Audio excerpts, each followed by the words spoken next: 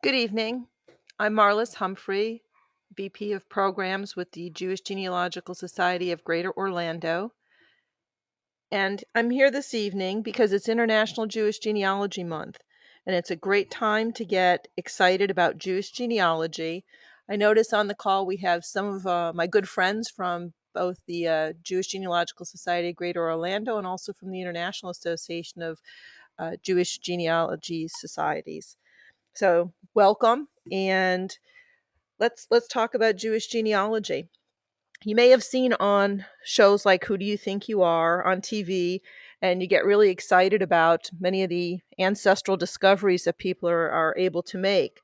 But then you start thinking about, okay, my ancestors are Jewish. And many people will tell you when you start to look around, oh my goodness, our relatives never spoke about it. Those were hard times. No one wants to talk about it. Or all the records were destroyed back there, wherever back there might be. And so, in many cases, you may even try to give up before you even started. But I'm here to tell you that it's very far from being hopeless, and there really is quite a bit that you can do. So we're going to discuss tonight how you get started. Oops, here we go. We're going to discuss how you get started and what's available. But before we do that, I just want to share a few things that I first had to think about and learn as I started on my journey on Jewish genealogy. When I married my husband, who's not Jewish, my mother-in-law is a 30-year genealogist. She has almost 40,000 people in her family tree. And when we got married, she wanted all of my information so she could combine our trees together. Well, not only did I not know much about my family tree, but when I asked her to help me research it, she, as much as she was an expert in this field, really couldn't help me. And that is because I was working on Jewish genealogy. And there are some key things different about Jewish genealogy that you need to know in addition to how to do general genealogy. So let's look at some of those things. This little teeter-totter here, seesaw, the things on the left are kind of the things that make Jewish genealogy harder, and on the right are the things that make Jewish genealogy actually a little bit easier than doing just general genealogy. First of all, the Jewish people had many migrations, border changes, and were, because of all of that, spoke many different languages. It was very common to be multilingual as borders and who was in charge in that particular area changed over time. So this means when you're doing genealogy that it may be a challenge just to figure out in a certain time frame when your ancestors were there which archive of records should you be looking in. And also the records may be in different languages. And that may have changed over time even though your ancestors were still in the same place or location. Another thing is spelling variations. You're going to find all sorts of spelling variations because of the multilingual issue and how things were transliterated. And you're going to find that both for the names of your ancestors as well as for the towns that they lived in. Another factor is conscription, the Holocaust, and pogroms. Those things caused people to disappear, and some, sadly to say, because they perished. Others because they wanted to disappear. They basically went into hiding for reasons of conscription, for example, and falsified records in some cases. In fact, it was in the early 1800s under Nicholas I that I think it was in 1827 is when it started. There was a compulsory service for any Jewish male aged 12 to 25 automatically had to serve 25 years. And so that was for many kind of considered a death sentence. They would go into the army and not come out. So that caused them to, in some cases, falsify records in terms of what reporting their age to the authorities, that type of thing. And this changed in the late 1800s, around 1880, that mandatory conscription was reduced to 5 to 10 years, still onerous, But clearly during that period, there was a lot of cause for concern about conscription, and it makes the records hard to follow. And the fourth factor is DNA. DNA testing is very useful because within the Jewish population, there's a lot of intra-faith marriage. The DNA, sometimes you get false positives, if you will. The DNA is a lot closer than it would be when if the marriage was outside of the faith.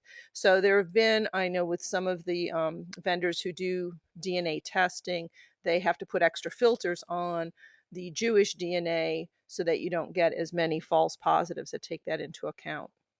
And then on the positive side, in terms of what makes Jewish genealogy different, um, taxes kind of sounds silly, right? I mean, taxes are a bad thing. Well, in this case, they were a good thing because they left behind many records for our people. For example, when they're for kashrut rules, when animals were slaughtered, a tax had to be paid for each animal slaughtered and also for each pound of meat, and that money was put into a box at the slaughtering house or at the butcher, and the tax became known as the box tax, and there are many records of what was paid. There were taxes for candles, and the Jews were taxed for that as well. And so there's candle taxes and several other types of taxes, and you can find those types of records still existing. Headstone customs, that's something that's unique to the Jewish population, and it's typically you will find on a headstone in the Hebrew, you will find son of or daughter of, and then the father's name. And it may even go so far as to tell you whether they were a Levite or a Cohen in the Hebrew. So that also helps you to determine perhaps one generation back in many cases if you're able to find the headstone. And naming patterns, both for Ashkenazi and Sephardim. The naming, there are different types of naming patterns and conventions. And for Sephardim, the surnames go back many, many centuries, which makes uh, doing that type of genealogy easy. For Ashkenazi, there are rules about not naming after the living, and so sometimes that's very helpful to help you, for example, rule out or to perhaps identify probably a cousin in many cases um, who would be either in or outside of your family based on the use or reuse of a specific given name. So these are the ways that Jewish genealogy is different. So now we're going to take kind of a bit of a tour of first the steps, the four key steps of where do you start when you're doing Jewish genealogy, and then we'll take a tour of the various types of records that you will find. So the very first thing really to do in getting started, step one, is to create a baseline. It's get organized. Write down what you know and work backwards. There are forms that you can find to do this on Ancestry.com, on FamilyTreeMagazine.com, on Misbach, MISBACH.com. You can find forms and they will help you fill out your family tree. And interview relatives. There are quite a few guides out there. You can Google for, family history guide, interview guide, and you'll find quite a few things for that as well. Use family tree software to help you collect what it is you do discover and create a research log, which is very useful. Seems like a pain in the neck, but really, if you write down where you've already looked, it'll keep you from repeating yourself later and spending energy going over the same things. So that's step one. Step two is to get connected. And by getting connected, I mean getting connected with the knowledge base about how to do Jewish genealogy, how to stay current, and how to learn from others. And there is a website called jewishgen.org. They have a discussion list that you can sign up for, and you can ask questions on it, and you can learn by seeing others ask questions and the answers to those questions. They also have various special interest groups for primarily for people from different regions, Ukraine, Lithuania, Poland, and you can subscribe to those lists as well. There's one for rabbinic ancestry as well, as an example. Join the JGFF, the Jewish Gen Family Finder. That is really not so much about learning something per se or how to, like these other things I'm talking about, but that's just kind of putting your shingle out there.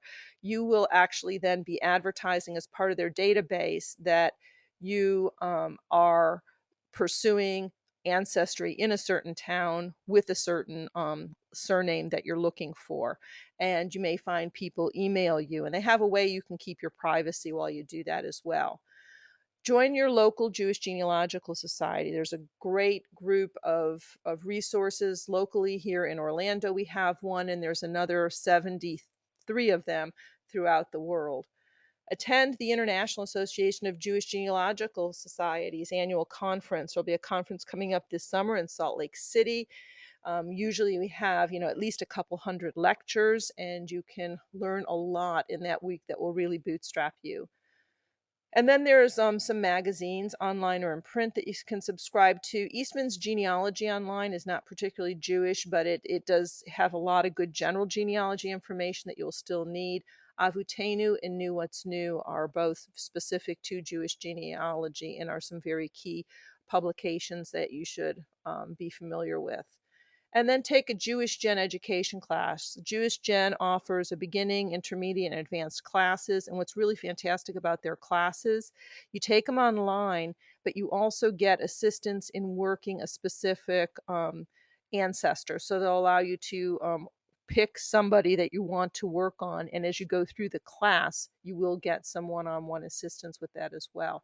And I just want to mention as well, I will make the slide deck available after after the session. So don't feel frantic about trying to capture notes or anything. I will just send a link out to all the email addresses for everybody who's registered for this session, and you should be able to download this if you're interested. Okay, the third step is to conduct US research. Okay, so you got organized, you plugged into how to find out how to do things, and you hung your shingle out there so people know that you're looking in case they're also looking for the same thing, and you may hear from them. And now you really start your hardcore research. And you really start from the most recent um, ancestors that you are aware of, and then work backwards, work further back and out. And most cases, you're starting then, of course, in the US. And the first thing to start with is your US Census records. And then you're going to fill in what you don't find in those US Census records with other records, death, marriage, and birth, as well as obituaries, city directories, cemetery records, draft records. And the final goal really is to work towards the immigration records. And there's really two types. There's the passenger list from the ships, and then there's the naturalization records here in the US. And those records really, you can't typically jump right to them. Usually you have to know what year you're looking at, what date you might be looking at. That you get from the census records. That takes you to the naturalization papers if the person was naturalized, and to the passenger list. And from there, in many cases, you're able to learn the original name um, of the ancestor if there was a name change, and you're also able to learn the town from which they came. So that brings you across the pond in most cases. So that the last step then is now, just because they were from Russia, you don't start looking through all of Russia, right? You want to know the actual town. So you go through this process we just described, and now you're able to actually start your native country research. And you're looking for a specific town and a specific year and a specific surname at that point. There are many databases on jewishgen.org. They are organized by country, and they're also on familysearch.org. There are also a lot of records. Look in Jewish Gen first, because those records are records that have been indexed. They've been transcribed to the English.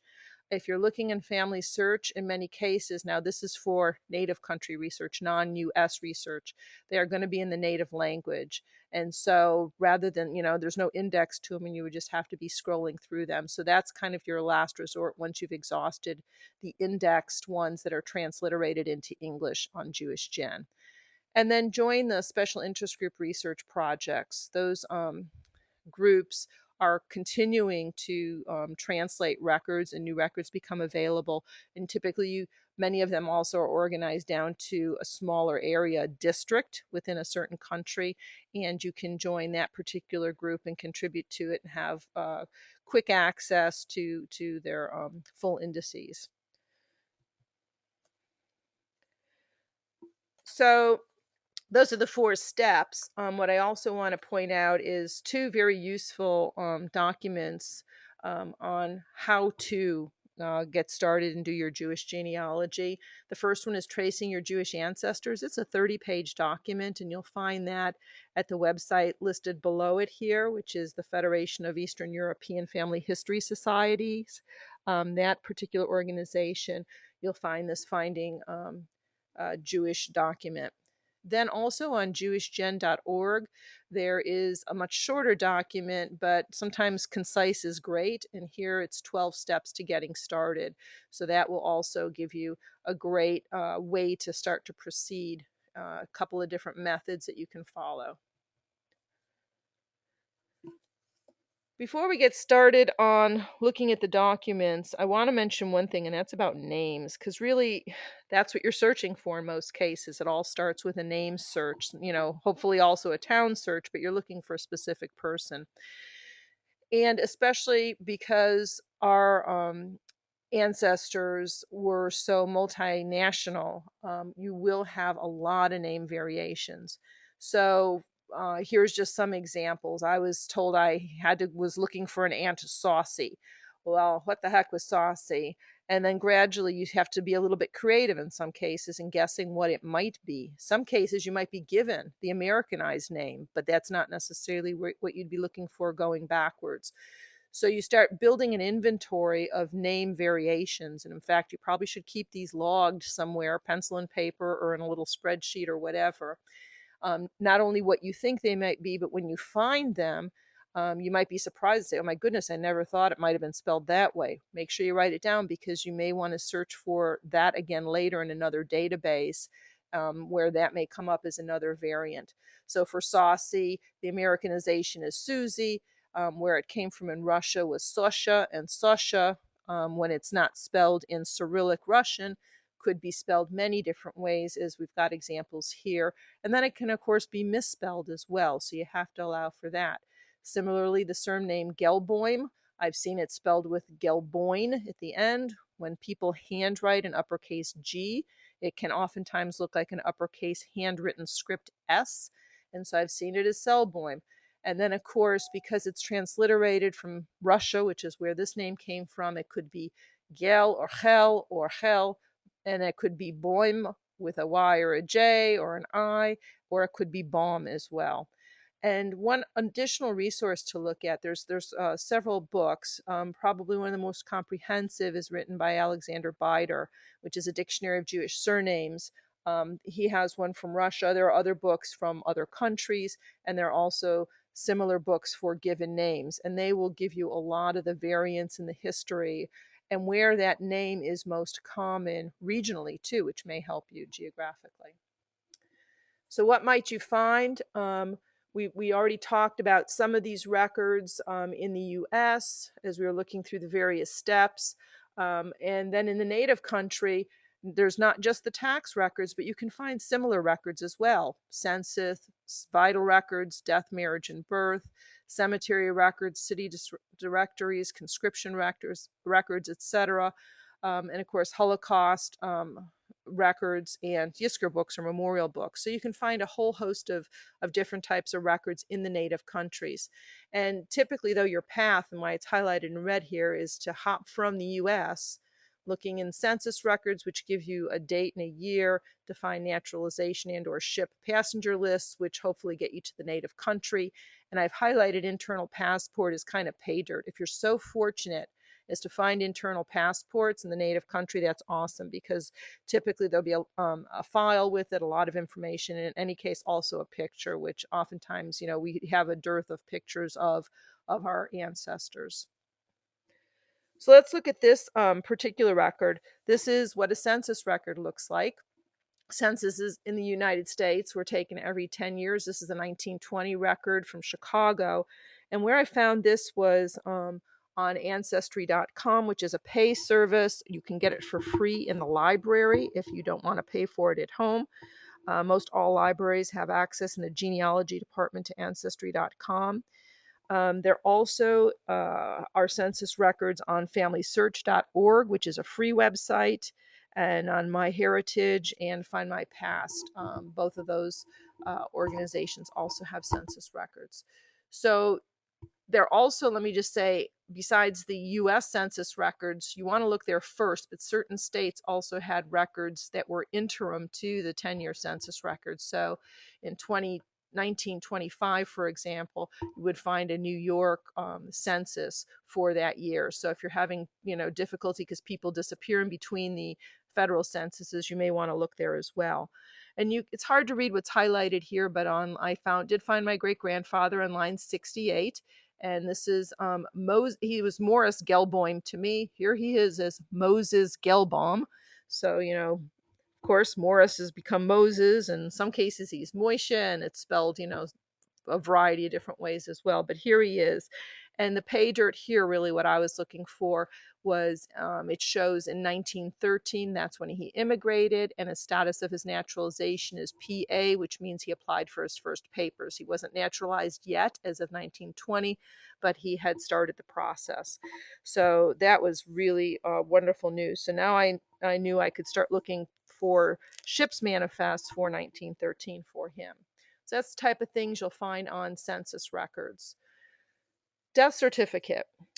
This death certificate I found the Cook County, which is the county that Chicago is in, where my ancestors are from, has an online database for vital records. It's very spotty, but you can also find a lot of these vital records, including death certificates, on things like FamilySearch.org for free. So I would suggest looking there first.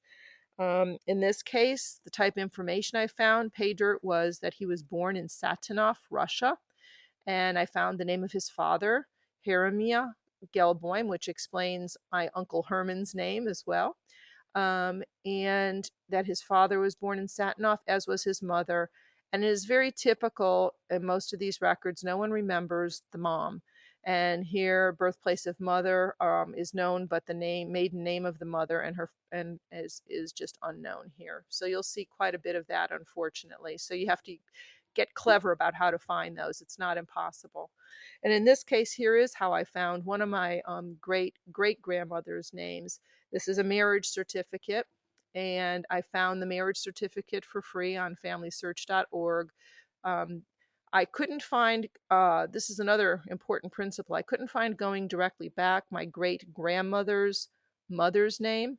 None of the records I had showed that, but I did find that she had a younger brother who was married in the US. My great grandmother was married in Lithuania.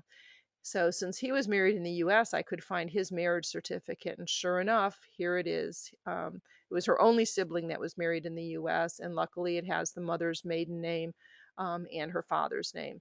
So, or his father's name. So here I was able to learn that. So you'll find this type of thing on marriage certificates. Now, birth certificates are also a document that you can find on sites like FamilySearch.org for free.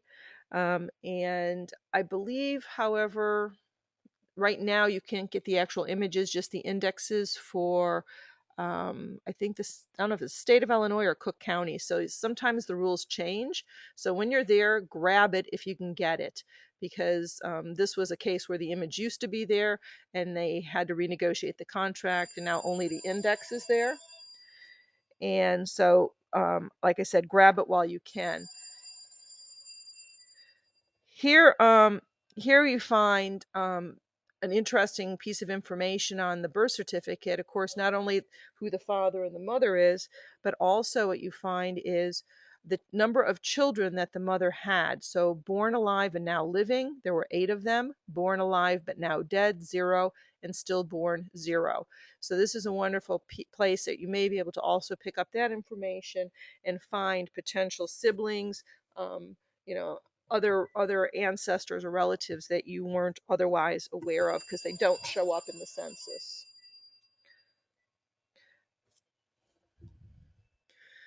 City directories. You'll find many city directories on some on websites. Fold3, which is now part of Ancestry.com, has city directories.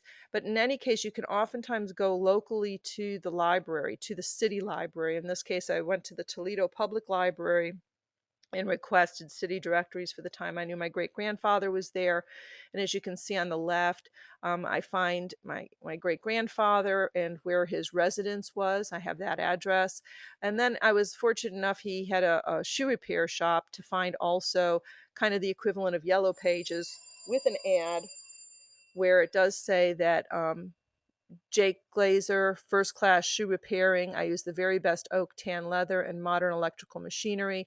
Work done while you wait. And it has his address there near the railroad. And of course, then you can use Google Maps to go and see if you can find the building. In this case, it looks like it's an auto zone instead of a shoe repair these days. Cemetery records. There's a lot of sources for cemetery records where you can find actual headstones, and we talked about the importance of doing that because that type of record will indeed help tell you who the father of the deceased is. Typically, if you look in the Hebrew writing, it's not usually written necessarily in the English writing on the headstone, but you can find headstones on websites such as Find a Grave, which was also recently bought by Ancestry.com, Billion Graves, Jobr, JOWBR, which is on Jewish Gen. You can search that database, and also JewishData.com, which is a pay service. It doesn't have all cemeteries, but it has a growing list of cemeteries, and that's where I found this one. You can also try and contact the cemetery directly. Some will be more helpful than others. In this case, I was very lucky. I was looking for something at a cemetery in Beechwood, Ohio. They were so kind. They took pictures of the headstone for me. They sent me a map, a locator map that showed me where in the cemetery my ancestor was. And it was very good. But that's going to, again, be hit or miss, but it certainly doesn't hurt to try. It's a phone call, it's an email, or it's a letter, which doesn't really cost much. So here I see one of my Holtzman's relatives, and in the Hebrew, it's telling me it's Baruch Zev ben Gershon. So Baruch Zev is the son of Gershon. And so I was very happy to be able to go back another generation. This is my great great grandmother's brother, and I couldn't learn her father until I found her brother's headstone. So I had to go sideways again to go back. Obituaries. Obituaries are wonderful things when you can find them. So you can do newspaper searches. You will find things like newspaper.com and other services available, Genealogy Bank at your local library, or you can contact the library near where in the city of which you're searching, and they will have obituaries. Another way to look for them is if there's a Jewish Genealogical Society in that city. In many cases, they were kind enough to go through the Jewish newspapers and create an index for all the obituaries. And I was looking for a couple of relatives, a Bessie Glazer and a Bessie Holtzman. And as we talked about this funny name thing, here we go. I finally found her as Bessel Glazer. The I got typoed, I guess, into an L.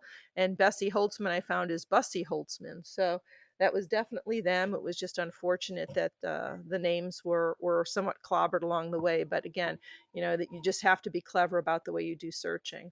I've been told that my great grandmother had by her only living child that she had no known brothers or sisters, and so don't always rely on the memory of the elderly. In this case, I found this obituary, and much to my surprise and delight, found out that my great grandmother did indeed have a sister, Alina Kurtz.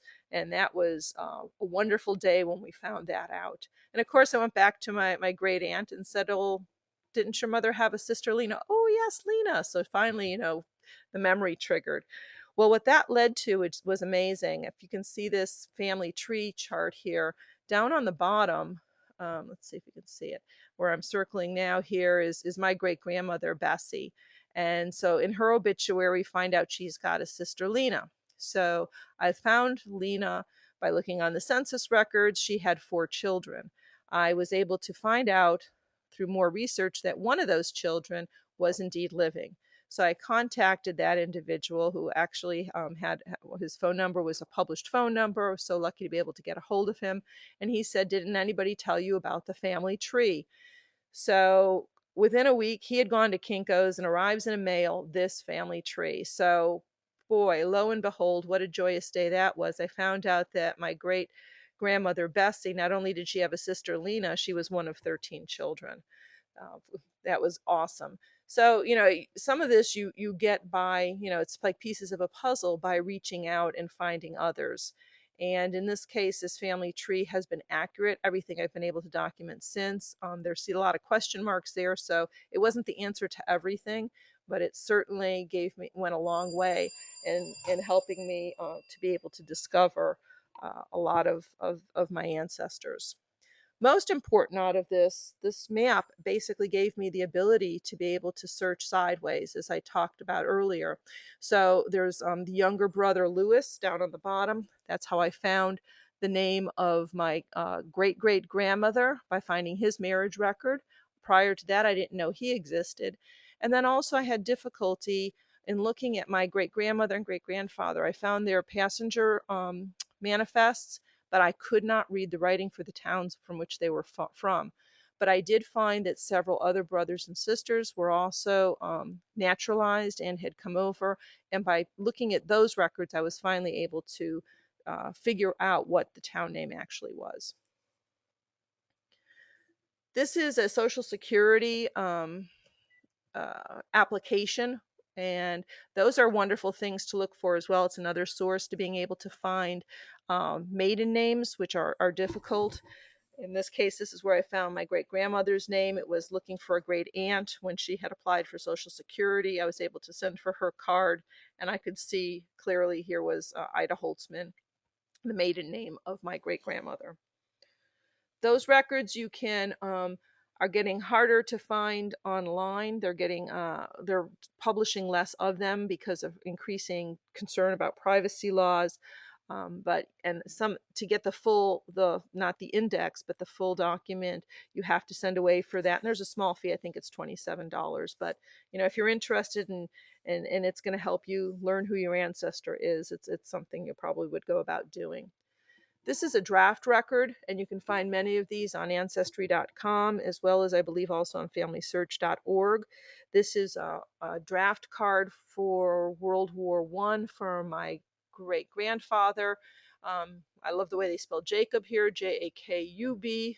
And Glazer, my father always insisted Glazer is spelled with an S, not a Z. But let me tell you, there is no one correct spelling of a name. That's one thing that you learn when you start doing genealogy. Here it says he's from Kovno, and as we learn later, he really isn't. And this is, let me say this, he is from Kovno, but he's from Kovno Gubernia, which it's like saying you're from New York, New York City, or New York State. And so this is something you have to be cognizant of when you're finding locations for some of your ancestors. Are they talking about the city, the town in this case? Kovno also happens to be the name of a district, like a county level in our case. And then in this case, he meant the gubernia. So, I mean, that's like half of Lithuania, basically. So I still had quite a bit to search. And luckily, I didn't just zero in and start searching in Kovno, the city, right away, because I would have wasted a lot of time and effort and probably money too, as well. It would have been the equivalent of looking for somebody who was born in Buffalo in New York City. Naturalization records, those can be found directly by accessing or contacting or visiting the National Archives, that's NARA, or many of them now are also available on FamilySearch.org if you're lucky. So I would look there first. But there you're going to find a lot of good information. In this case, you can see it shows the ship port of entry and the date that the ship arrived. It shows where his wife was born, and the birth date of both of them. And then it also shows all of the children that were residing with them when he was naturalized. And for me, this was quite special because And I've heard countless other stories like this. The records were all switched when, quote, the family came over. And that is because one sister, one of my grandmother's sisters, had passed away, and they used her papers to bring over a cousin. And so, but her age was not quite matching the one that died, so they shifted papers with somebody else. So it was never really clear, and they came over on three different boats, basically. Who came on which boat when, because the names in all the papers were switched around. And this was looking at the naturalization papers, gave another way, because here he had to come clean with the birth dates and birth years, basically, another way of zeroing in on who is who and what when they really came over. This is a ship's passenger list. This was found through Ancestry.com. You can go directly. There's an Ellis Island website if they came in through Ellis Island as well, and find these types of records. Um, in this case, what was very important here on the ship's manifest was to learn that um, my great grandfather was from Bialygrad, and there are actually several towns with that same name. But when I looked very carefully at the writing in here, it says Bialygrad Volyn. So that's the province, or the gubernia, that the province that they were in. So that helped me isolate and identify exactly which Bialygrad. So this was very helpful for that.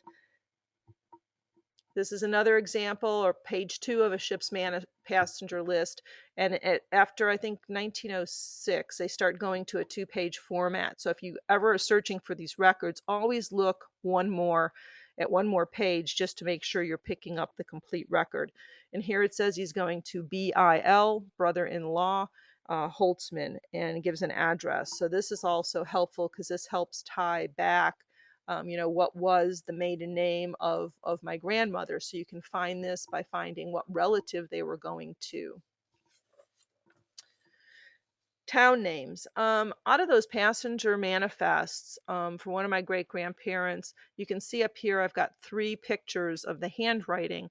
Um, I could not make heads or tails of what the town was, but there is a wonderful resource, and that is on Jewish Gen. You can look on jewishgen.org and look under their communities database, and you can type in almost like a sounds like type of thing, make your best guess, and it will come up with a lot of different variations and a very close match. You'll get surprisingly lucky in using that tool.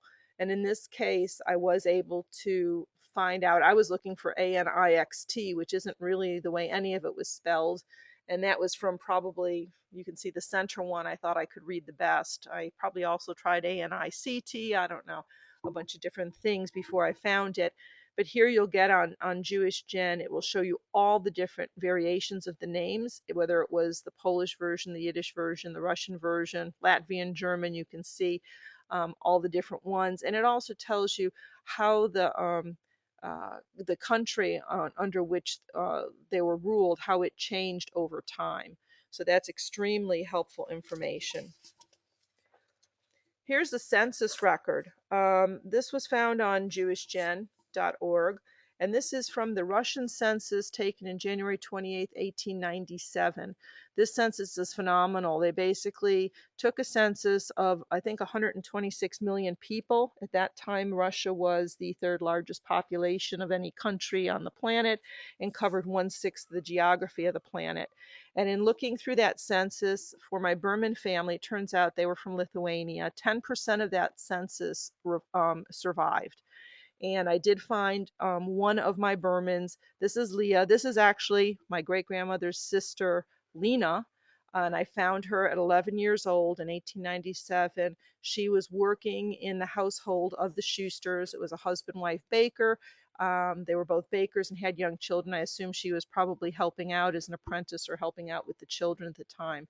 And so I was able to return the favor to the cousin who had sent me the family tree, that hand-drawn family tree, and tell him I had found his mother in 1897 and that she was living with the Schusters and working with the Baker family.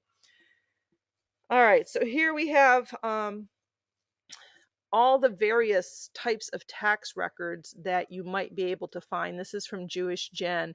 So we did talk about box and candle taxes. There are many other types of records that can be found. Family lists are a key one. Those were used primarily for conscription, but they have a lot of data within them. So if you can find those, those are very good to have. Now, all these, of course, are records for being found for overseas, not within the US. Through yadvashem.org, you can find pages of testimony for those who perished in the Holocaust. In this case, you can search by name. You can also search just by town. And I looked for Onyx. And as I looked for everybody in the database from Onyx, I did find some relatives. The Hector family is related. So here you can find out, where they died, and you can find out when they died and perished. You can find out as well who oftentimes the person who submitted may be another additional relative. And so by looking at some of these, you can help put together a partial family tree as well. This is a more happier type of Holocaust record to find. These are liberation records, and this was through having found that other Holocaust record. I was able to find some additional names and cousins in that family. And here is Moses Hector, a relative of the deceased that perished on that prior record. This person was imprisoned in Stutthof and moved to Dachau, and then liberated finally and migrated to Israel. So in some cases, you find very good and happy news at the U.S. Holocaust Museum. That's where this record came from. That group works with an organization called the International Tracing Service, and you can go to them directly to find records, but most all of that database has been transferred to the U.S. Holocaust Memorial Museum as well, which is easier to access here in Washington, D.C. There are quite a few tools of the trade. I'm gonna just mention some websites. You'll have the slide deck if you want it, so you don't have to worry about copying down these links. But these are all websites that you probably should be familiar with at some point if you're doing any Jewish genealogy. There's the Center for Jewish History. There's the International Association of Jewish Genealogical Societies. There's individual Jewish genealogical societies. Of course, besides our own group here in Orlando, if you have ancestors, as I did, from Cleveland or Chicago, I would look for the JGSs in that area and see what resources and assistance they can provide. U.S. Holocaust Memorial Museum and the International Tracing Service we just spoke about. There are regional special interest groups on Jewish Gen. We already spoke about Yad Vashem. There's a consolidated Jewish surname index on the Avotenu website, which can be very helpful in trying to rationalize certain surnames. There's a Museum of Family History that has a lot of good information, a lot of imagery on that particular website. Routes to Roots Foundation has information on, if you can search by town. These are overseas in Eastern Europe, and it will tell you what records are known to exist and which archive they reside in. Stephen Morse has a lot of tools for searching in particular passenger lists, but a lot of other tools on his one-step web pages that take into account all these name variations, and instead of you having to type them in discreetly, it will do a one-step search for you. Ancestry.com we spoke about. Jewish Gen and Family Search we spoke about.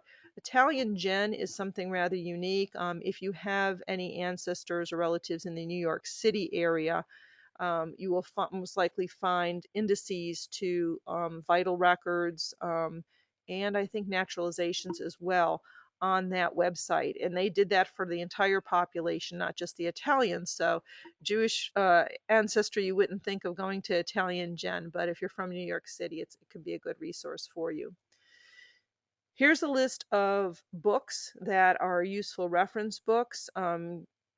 Many of these will be in a local library. If you have a genealogy department in your library, you'll probably find these. These are books by Alexander Bider, Gary Mokotov, and Arthur Kurzweil. They're on how to do Jewish genealogy. They are on names, either given or surnames, and they are also on towns. So these are a lot of important kind of basic books.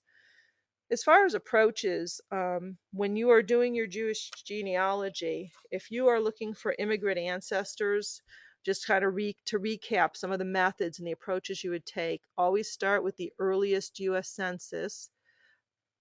The most recent, work back to, I'm sorry, to start with the most recent, work back to the earliest census.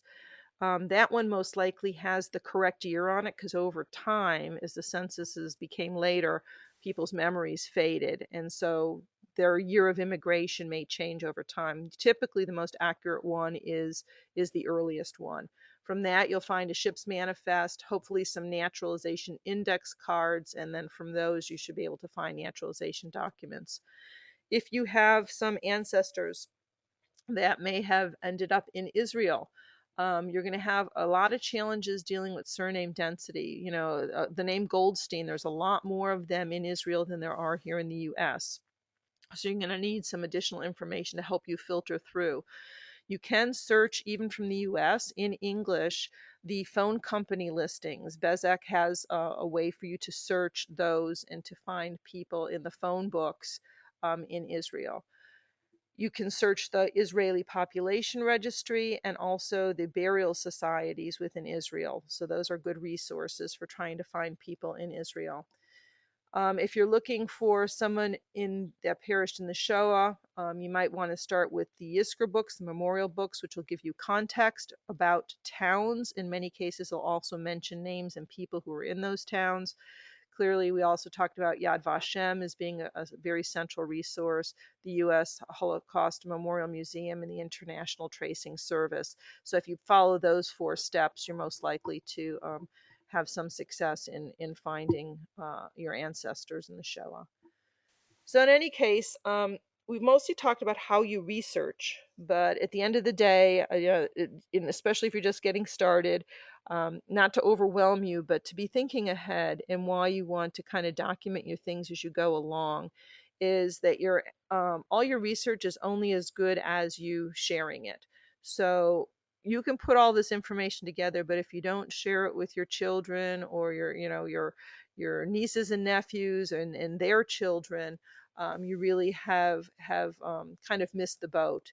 So please remember that you're doing all this for a purpose, and that is to continue to build on that continuity thread. You as an individual, if you have children or grandchildren, or possibly even great grandchildren, and if you can recall also your grandparents or possibly even great grandparents, you are sitting on 200 or more years of family history. So, put it together, augment it, and whatever you do, write it down and share it. Want to encourage you to use the Jewish Genealogical Society as a resource. In our case, the JGS of Greater Orlando is a wonderful resource. We meet quite often, 10 times a year. We oftentimes have expert guest speakers. We have sometimes just brick wall sessions. And we always are able to, network and share advice amongst ourselves and amongst some of our more experienced mavens. And it's also a way to, share the success stories that you have. Not necessarily everybody in your family always appreciates what you're doing, but the other Jewish genealogists certainly will. So it's important, join a JGS and they will help you get started on your family tree. So JGSGO, we do, welcome people from all different levels, beginners, intermediate, or experienced. And we have modest annual dues. Come try a meeting, come see what we're like, and hopefully you'll join us. You can find us online. We have a public blog, and on there you'll find upcoming programming information and also a library catalog. We had over 300 books on Jewish genealogy. They don't reside with us. They reside now at the Orlando Public Library, the main branch, but this will help you know what we have available there. And if you join as a member, We also have a members only website, and there we have a surname index for our members and who they're researching, as well as a very comprehensive list of research links for doing online searching. You can also stay in touch with us by looking at our Facebook page, which is at facebook.com, JGS Greater Orlando. You can call us. Our phone number is here. You can email us at JGSGO. Actually, it's .info, not -info, .info at gmail.com. 3 hot tips as I wrap up. Hot tip number 1 is we're having a meeting November 5th at 7 p.m. It's a Tuesday. It's at the Roth JCC on Maitland Avenue. And if you want to come early at 6:30, it's a great time to network and to speak to some of our mavens. Our speaker at that particular meeting will be Todd Knowles. Todd Knowles is with Family Search .org, and he has Jewish ancestry. He has compiled a huge database called the Knoll Collection of 700,000 Jewish people. They come from 6 different regions around the world, and this database has been compiled with over 1,200 different sources. So he's going to tell us what's in there, how to search it. Should be a fantastic meeting to learn about this very unique resource. Hot tip number 2, we're going to have a brick wall session. We'll have a couple of our mavens, Dave Rowett and Larry Morell, will be available to help you break down your brick walls. And if you have a brick wall problem you'd like them to work on, this is for our February meeting, but of course they want to do some research in advance. Please submit your brick wall problem to jgsgo.maven@gmail.com and provide a clear description of what you're looking for, what the specific problem is, what information you currently know, names, dates, and locations, any other possible clues, and where you've already looked. Hot tip number 3, if you get started, as we said early, in terms of writing down what you know, and also start working with perhaps some of the younger generation as well. If you're not one of the younger generation, if you're one of the younger generation, start working with the older generation. Start building that bridge, make them part of the process. So that when it's time to share it and to pass it on, you're able to do that, and you're able to avail yourselves of all the resources available. So that's all we have for this evening. I will take any questions you might have. Just let's see.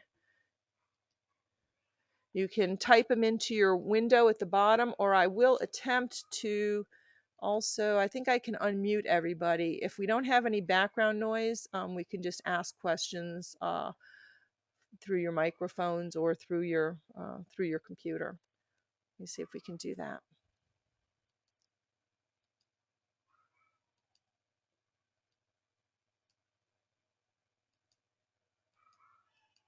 It's not letting me unmute everybody.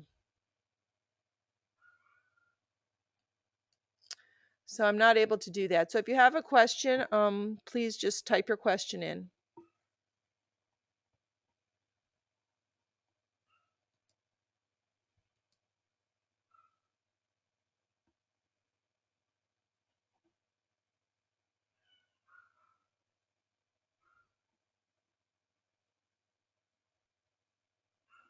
No questions?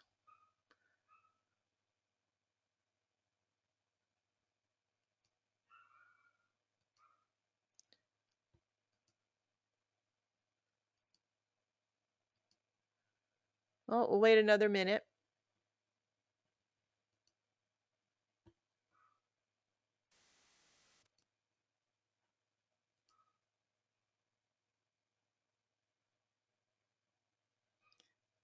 Erica's asking, how far have I gone back? I am back to the just on one line. The furthest back that I've been able to get is to the late 1700s, and that is without doing any research actually in the archives. I've been fortunate enough that some of the records, in this case Lithuania, Litvak Sig had already translated or indexed, basically. Any other questions? I do want to mention, oh, I see one other question coming in. I just do want to mention that when you start getting back to the early 1800s, in certain countries, if you're in Germany or um, if you're Sephardic, so you're in Portugal or Spain, um, you surnames originated there earlier than they did. In my case, my ancestry is Russia, from Ukraine, with present-day Ukraine and Lithuania, and there you start losing surnames as you go to the early 1800s, and so it gets a lot more difficult to trace back. Krista says, have you had any experience doing genealogy on families who suspect a family member was Jewish but it was covered up? I myself haven't, but uh, the crypto Jews is a name that's used for that, and there's a lot of that in the Sephardic community. There's the president of the JGS Miami, Jeannie Milgram, fantastic lady. She's written a book called I'm going to mess this up, My 12 Grandmothers, but I think she's down to 18 or 19 now. She is uh, basically, her family came from Cuba. She was raised Catholic and had no idea. She always felt an affinity towards Judaism, and then started going back and doing her genealogy at some point, and discovered finally that indeed there was Jewish ancestry there. So there probably are resources if if that's what you think you're looking for. I can perhaps point you in the direction of some people who have been able to accomplish that. Any other questions? Let's see. Erica? Oh, comments on publishing family trees online and privacy issues. It's all your own personal tolerance, I guess, for privacy. On Ancestry, for example, you can publish and make it searchable, but um, not visible. So if, for example, and that's what I've chosen to do with my tree, I didn't want just anybody to have at my tree. In any case, I believe all the websites will not show the details for somebody who is still living. So you remove that issue. That's, I believe, if not the default case, the only case. And then you have the ability to make those who are deceased visible or not. And in this case, with Ancestry, I chose not to make mine. But however, if somebody is looking for my great grandfather who is deceased, it will show, a hit will come up on Ancestry showing my tree. And then it gives the ability to somebody to click on a button and send me a message asking for access to my tree. And then I can have an email dialogue with them and see if indeed, is this a sincere request, or is this just, some silliness going on. So you can control it that way. Anything else? All right. Well, if not, I'm going to end the webinar, and I apologize for some of the phone ringing going on in the background. But I just hope that we've accomplished our mission, which is to inspire you to either start your research, or if you haven't, to do your research. Oh, I'm seeing a lot more questions. Hold on. Is one family tree program better than another? I've been using MyHeritage because it has places for Hebrew entries. Um, hmm, I guess it depends. Ancestry at one point had the greatest number of family trees. And it was integrated with their software search, the shaky leaf thing. So if that's important to you, then you might want to go with Ancestry. MyHeritage, however, I think has been growing phenomenally. I think they told me 90-fold in the last 5 years in terms of the trees that are up there. And indeed, Marilyn, you mentioned that it has places for Hebrew entries. Yes, it is probably the best multilingual site. And they also have some special technology, which is matching technology. Similar to Ancestry's, the shaky leaf, it will match on data, but it also matches on images. So if you upload face images, you can get matches with other people's photographic images on their trees as well. So that's one of the advantages of MyHeritage. Let's see. Krista's talking about converts coming from Germany. Um, oh boy. She's saying she has this experience in researching her family, and she's pretty sure that her grandmother who died was Jewish, but her records are destroyed and only her husband's exists. Um, yeah, you might want to talk to somebody. I would get on, if you haven't already, get on the JGSG list on Jewish Gen. There's a special interest group for Jewish ancestry, and I would ask some questions on that list and see what you learn, who has been able to prove in what. Lynn Hertz, let's see. Lynn, what do you have here? How does one find the right archive to research in another country, and how do you do research there? Um, you're in Germany. In this case, I would also get on the JGSG list. That's where the specialists are going to be. And the archives are always a changing story. I know I'm not familiar with the German archives, but I've been following the ones in Lithuania and Ukraine. And as administrations change, just like our situation here, we had the shutdown just a few days ago, or was last week.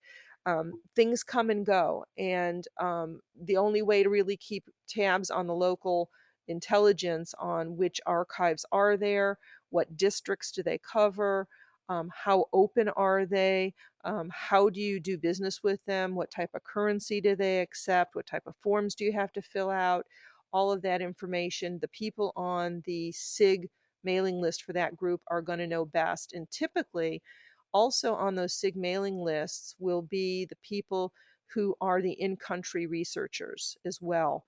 They're the people on the ground, so that's the advantage of asking on such a list.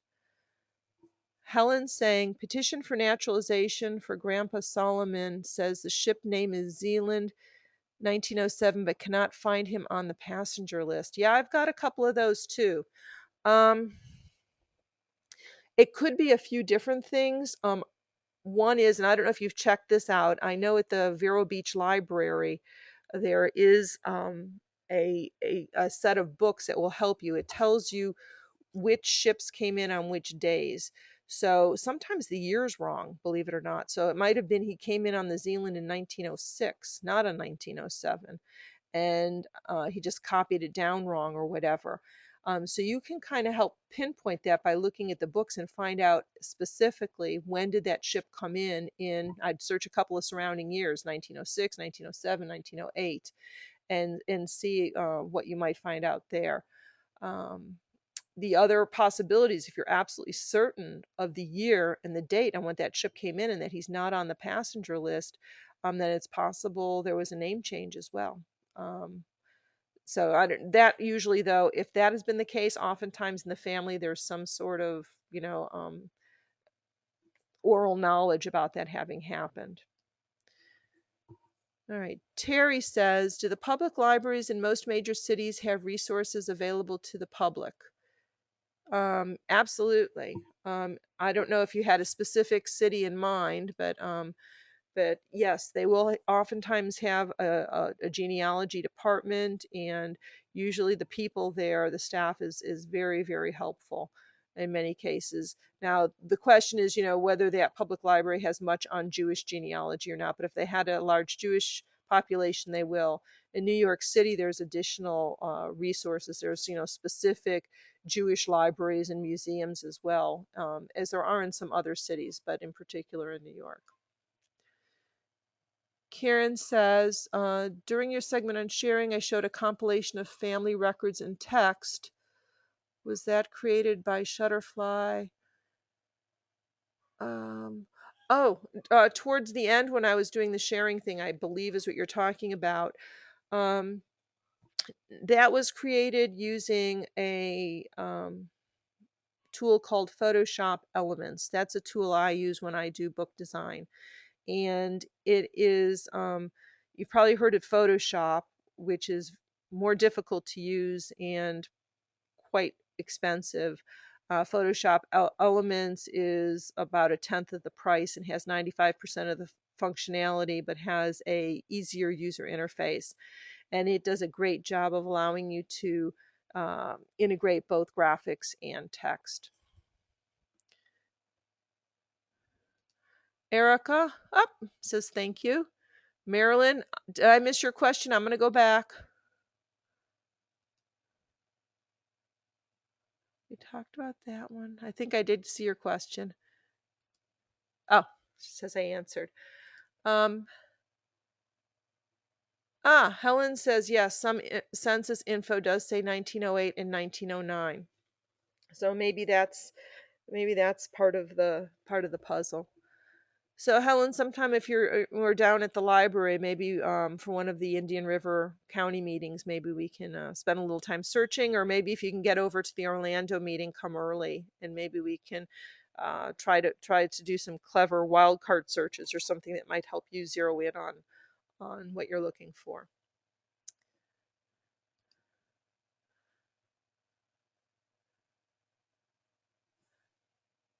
Good idea. Helen says she's also written for a certificate of admission. Yeah, I mean, clearly, if you start adding up the different pieces of the puzzle, and when you're down to possibly 3 different years, if you can find another record there or two that help you zero in on one of them, that certainly would help. Okay, anything else for this evening? All right, we went a little over time, but I thank you for hanging in there, and look forward to seeing you hopefully at one of the JGS Orlando meetings. All right, have a good evening.